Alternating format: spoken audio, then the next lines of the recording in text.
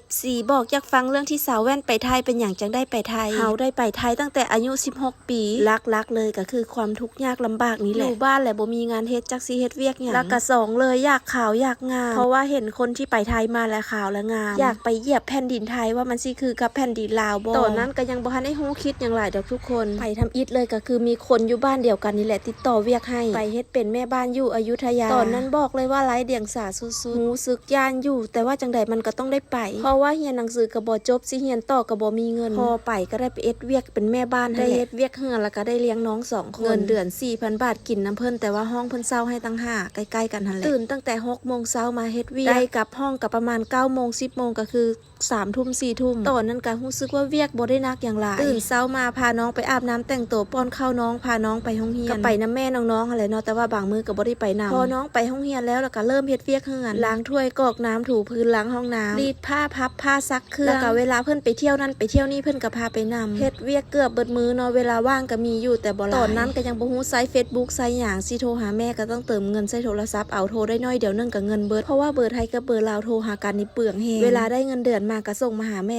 2,000 แล้วก็เอาไว้ใช้ 2,000 ตอนนั้นไปกับเอื้อยเนาะแต่ว่าอยู่เฮือนคนละหลังแล้วอยู่ได้ประมาณ4เดือนมั้งบ่ค่อยจือปานใดเอื้อยก็พาไปอยู่บ่อนอื่นทีนี้ก็ได้ไปอยู่ร้านอาหารตามสั่งนี่บ่มักแฮงก็คือเสิร์ฟอาหารเพราะว่าบ่มักเจอกับคนหลายๆคนแล้วก็ย่านฟังเขาเว้าบ่เข้าใจแน่ก็เลยขอเป็นคนล้างจานซะว่างๆก็มาช่วยพ่อครัวแม่ครัวแต่ว่าถ้าคนเข้าร้านหลายก็มีเสิร์ฟแน่น้อยนึงตอนร้านเช่าห้องอยู่กับเอื้อย2คนอยู่ได้ประมาณ2เดือนแล้วอยู่มามื้อนึงตอนย่างกลับห้องดึกๆตอนเฮาย่างกลับห้องพม่าก็ได้มาแซวว่าให้ไปส่งประมาณนี้เลยเนาะเฮาก็ย่านแฮงแล้วก็ฟ้าวขึ้นไปห้องเลยและพอดึกๆมานอนก็บ่ค่อยหลับแล้วเนาะก็ได้ยินเสียงแบบดังมันมีเสียงอีหยังดังหล่นจากหน้าห้องเฮาแต่พอแนมไปป้องเยี่ยมก็เห็นว่าป้องเยี่ยมถึกงัดป้องเยี่ยมที่มันเป็นแก้วหลายๆอันเลื่อนได้หั่นน่ะทุกคนบ่ฮู้สิเว้าเนาะก็คือเขาสิงัดป้องเยี่ยมเข้ามาแล้วก็เปิดก่อนบ่แม่นเอามือล้วงมาเปิดลูกบิดหั่นนะพอดีบุญก็ยังมีอยู่ก็เลยเฮ็ดให้เฮาฮู้โตทันก็เลยโทรบอกคนที่เฮ็ดเวียกนำกันหั่นแหละมาเบิ่งให้เจ้าของห้องเช่าบ่ทันได้ฮู้หยังก็คิดว่าเฮาน่ะเฮ็ดของเพิ่นเสียหายเพิ่นก็เลยบอกความจริงเพิ่นไปเนาะนับจากนั้นมาก็ย่านบ่กล้าอยู่แล้วก็หนีบัดทีนี้ก็หนีไปเฮียนยิบผ้าน้ำพี่น้องไปอยู่น้ำลาวได้ประมาณเดือนผายมันก็กลับบ้านและพี่สาวก็มีแฟนอยู่ไทยและก็ได้ไปเฮ็ดเวียกอยู่โรงงานยิบผ้า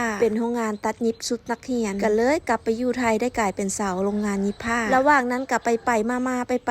แล้วก็ได้เจอกับสามีตอนอยู่โรงงานยิบผ้านี่แหละแต่ว่าเจอกันทางเฟซเนาะแล้วก็ลมกันมาเรื่อยๆเป็นครั้งแรกเลยเนาะที่นัดเดทกับผู้ชายแปลกหน้าเพราะว่าปกติถ้าสิลมผู้บ่าวบ่ก็ต้องฮู้จักแบบหมู่ติดต่อมาบ่หรือว่าฮู้จักกันหน่อยนึงตอนนั้นก็ใจขนาดเนาะมาเขาแฮงอยู่หันได้ประมาณ 4-5 ปีเนาะแบบไปมาพอดีช่วงอยู่บ้านนี่แหละเนาะก็เลยได้กลับมาอยู่บ้านแล้วก็เริ่มเฮ็ดคลิปมาเรื่อยๆเลยบัดนี้แล้วก็คิดว่าหัวเด็ดตีนขาดจังใดก็สิบ่กลับไปอีกแล้วสิหาเงินใช้หนี้อยู่พี่แหละตอนนั้นเป็นหนี้หัวหน้าอยู่ 20,000 ปลายไปเฮ็ดเวียกแต่ได้หนี้กลับมาเนาะคุยกับสามีได้ประมาณ4-5 ปีมั้งบ่จื้อแล้วทุกคนก็เลยบอกกับสามีว่าถ้าฮักแท้ถ้าอยากให้ไปอยู่นำก็ให้พ่อแม่มาขอเด้อเราก็ให้พ่อแม่มาขอเลยเนาะก็ได้นางน้อยๆนี่แหละมาจบบริบูรณ์